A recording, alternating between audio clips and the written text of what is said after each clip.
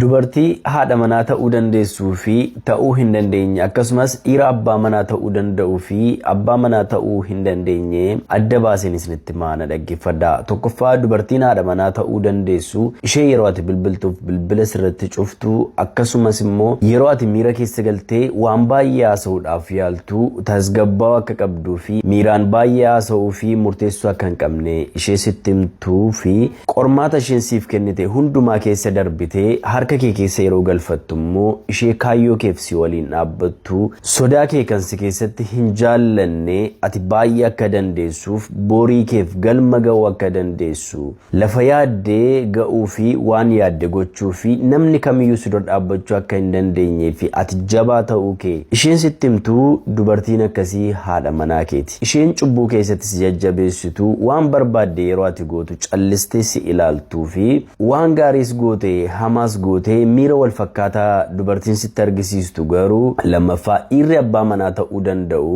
isa yeroo hundumaa si wajjin enjoy godhu lafatti barbaadde hundumaa si geessee si bashannansiisuu fi yeroo barbaaddetti bilbiltee argachuu isa dandeessu miti. Isa yeroo baay'ee biizii ta'uu fi jireenya keessan boriif har'a bu'ee ba'uu akkasumas har'a biizii ta'uusaa qofa utuu hin taane bor jireenya gaarii jiraachuu akka dandeessan isa sitti mutuu isatu siif abbaa manaa keeti.